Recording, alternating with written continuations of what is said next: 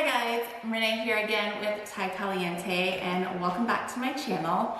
Today I'm going to show you guys how to make a iconic Thai street food dish, and that is Thai chicken satay. So more than likely, if you've been at a Thai restaurant here in the States, they 9 out of 10 times will have chicken satay on the appetizer menu. So it's basically a marinated chicken that's skewered and grilled and served with a delicious peanut sauce. I'm going to show you guys a shortcut version with some canned coconut milk, and then instead of grinding our own spices, we're just going to use some curry powder seasoning that you can pick up at your local grocery store and some creamy peanut butter. This dish is so good. Even my kids love the chicken with the peanut sauce. You can also serve it as a meal with some rice, or how I have it on my blog with some zucchini noodles for a low carb meal. So let's get started on this recipe. Go ahead and start by adding half a can of full fat coconut milk to cubed chicken breasts, along with curry powder, turmeric, some salt and pepper, as well as 2 garlic cloves. I like to use a garlic press so that way I don't get any huge chunks of garlic. And then we're going to go ahead and mix this well till everything is incorporated. The chicken will need to marinate for at least an hour.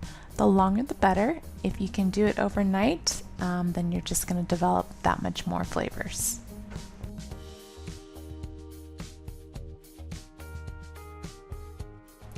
Now for our peanut sauce, go ahead and add the rest of the can of coconut milk, and then we're going to add half a cup of creamy peanut butter. A trick I like to do is spray your measuring cup with oil and then add the peanut butter so it comes out easier. Then some fish sauce for that umami flavor, rice vinegar, and if you want it a little bit spicy, you can add some sriracha. I just added coconut sugar as well as a teaspoon of curry powder.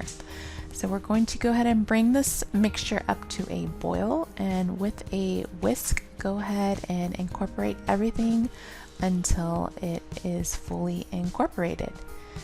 Then we're just going to bring the heat up a little bit more. Once it comes up to a boil, we're going to mix it one more time and then go ahead and turn the heat off.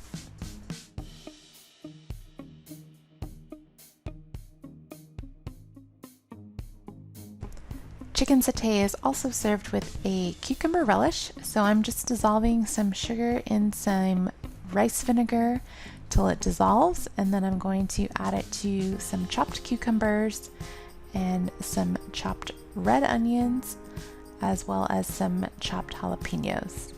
Go ahead and give everything a good stir. If you feel like you need a little bit more vinegar, you can go ahead and add that. And then we're just going to add some chopped peanuts as well.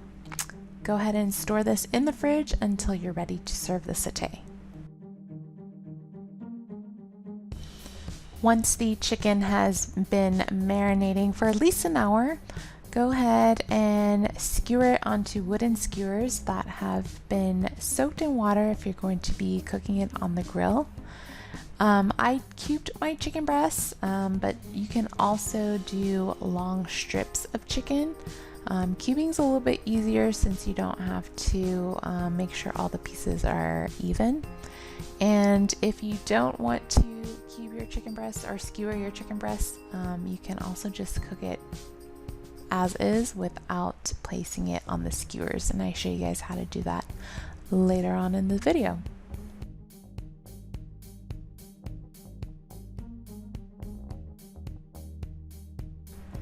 I am using a cast iron griddle and just spraying it with some oil so that way the chicken doesn't stick. But you can also cook the chicken satay directly onto a grill. And we just want to make sure that it is high heat and cook both sides of the satay until the chicken is fully done.